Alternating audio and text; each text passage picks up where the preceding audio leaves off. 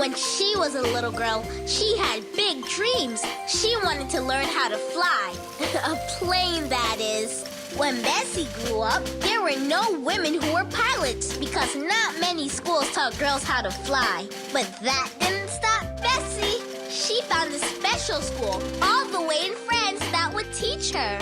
When she finished, Brave Bessie, that's what her friends called her, was the first African-American woman to become an airplane pilot. Brave Bessie's big dreams really took flight.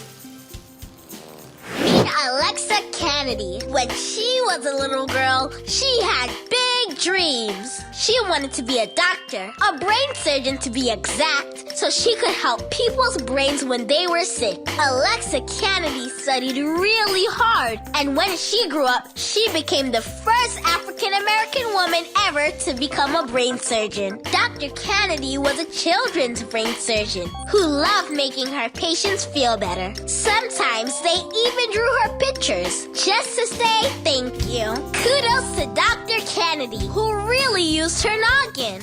Meet Susan Laurie Parks. When she was a little girl, she visited lots of libraries, read tons of books, and wrote oodles of stories because she wanted to be a writer. When Susan Laurie grew up, she'd read her stories out loud and act like all the different people she made up, just like actors do in a play. So she wrote more and more stories. Once she even wrote a story every day for a whole year. Pretty soon, people were acting them out on street corners and stages. Now her stories are performed all over the world. For Susan Laurie Parks, all the world is a stage. Today's inventor is George Washington Carver, a plant scientist who grew loads of peanuts but didn't have enough people to eat them all. Talk about a nutty situation. He smoothed that out in no time, inventing the scrumptious, lip-smacking, peanutty paste we all know as peanut butter. Today's inventor is Jack Johnson, a boxer who liked using his hands to build things. He realized one day that his hands weren't strong enough to build everything he wanted to build. So he invented a tool that worked like a hand and was so strong it could help to build anything by making nuts and bolts and screws really tight or really loose. It's called a wrench. A pretty cool tool. Today's inventor is George Crum, a restaurant cook who made really big French fries. When a customer asked him to make really small fries, George found himself in a bit of a crunch.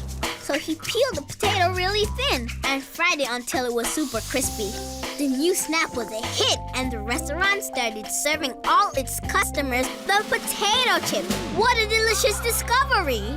Today's inventor is Dr. Lonnie Johnson, a scientist who loved to play with science. One day, while experimenting, he discovered a way to make water squirt far across the room. It gave him an idea for a toy. So he invented the Super Soaker. It's big, colorful, and can soak someone standing really far away. Talk about making a splash. Today's inventor is Garrett Morgan, who noticed that when cars came to a stop, they didn't always know whose turn it was to go, which made for quite a bumpy ride. So he invented a nifty gadget that told cars when to stop and when to go. The traffic signal now directs traffic all over the world. That idea really got around.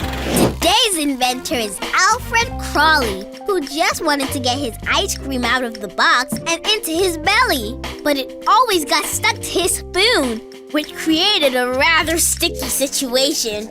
So he invented a clever contraption that scooped the ice cream and plopped it on a cone, all in one fell swoop. Or should I say, scoop? Yum!